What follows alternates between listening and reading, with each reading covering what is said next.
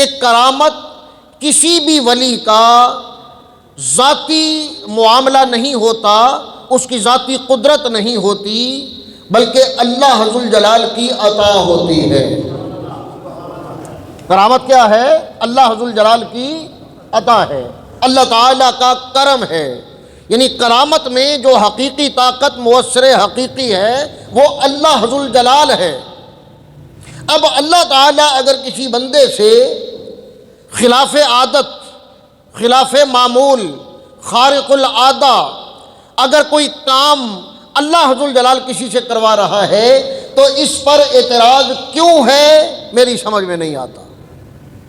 اب اللہ ذوالجلال کی طاقت ہے، اور اس پر بخاری شریف کی حدیث مبارک نبی کریم علیہ الصلوۃ والسلام نے ارشاد فرمایا کہ اللہ ذوالجلال یہ فرماتا ہے کہ جب کوئی بندہ عبادت کے ذریعے، ریاضت کے ذریعے، کثرت نوافل کے ذریعے جب کوئی بندہ میرا قرب حاصل کر لیتا ہے، جب میرا ولی ہو جاتا ہے، تو پھر میں اس کی آنکھ بن جاتا ہوں جس سے وہ دیکھتا ہے، میں اس کی سماعت بن جاتا ہوں جس سے وہ سنتا ہے، میں اس کا ہاتھ بن جاتا ہوں جس سے وہ پکڑتا ہے، فرمایا میں اس کے پاؤں بن جاتا ہوں جس سے وہ چلتا ہے۔ اب یہ حدیث مبارک صحیح حدیث مبارک ہے، بخاری شریف کی ظاہر حدیث مبارک ہے، اور اس کی صحت میں کیا شک ہو سکتا ہے، اور سبھی مکاتب فکر اس حدیث کو مانتے ہیں۔ اب جب اللہ ذوالجلال نے یہ فرما دیا کہ میرا ولی جب کوئی بن جاتا ہے تو اس ولی میں جو طاقت ہوتی ہے، کار فرما ہوتی ہے، وہ طاقت اس کے جسم کی نہیں ہوتی، وہ میری طاقت ہوتی ہے۔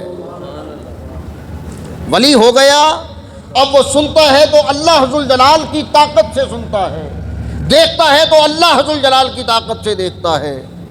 حضور علیہ الصلوۃ والسلام نے ارشاد فرمایا اتقوا من فراست المؤمن، مومن کی فراست سے ڈرو، مومن کی فراست سے ڈرو۔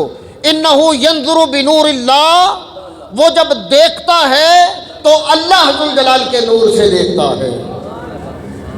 اب جو اللہ کے نور سے دیکھے گا تو ظاہر ہے وہ کہاں تک دیکھے گا؟ اللہ ذوالجلال کے نور سے دیکھنا، یہ جو ہماری آنکھ کا نور ہے، ہماری آنکھ کی روشنی ہے، آنے واحد میں یہ بھی آسمانوں تک جاتی ہے، آنے واحد میں۔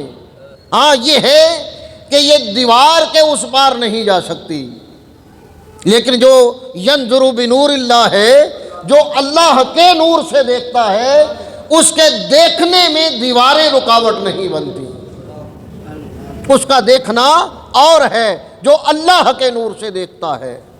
اب حضور علیہ الصلوۃ والسلام کی یہ حدیث مبارک انہ ینظر بنور اللہ، اور دوسری حدیث مبارک حدیث قدسی جو حضور علیہ الصلوۃ والسلام نے اللہ ذوالجلال کی بات ارشاد فرمائی کہ اللہ فرماتا ہے کہ میں اس کی بصارت بن جاتا ہوں، اس کی سماعت بن جاتا ہوں، اس کے ہاتھ بن جاتا ہوں، اس کے پاؤں بن جاتا ہوں جنہیں وہ استعمال میں لاتا ہے۔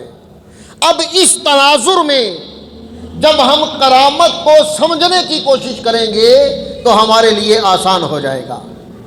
حکمت کرامت اور اہمیت کرامت، وجود کرامت کو سمجھنا آسان ہو جائے گا کہ بھائی جب کر ہی سب کچھ اللہ رہا ہے تو پھر اس میں ناممکن کیا ہے؟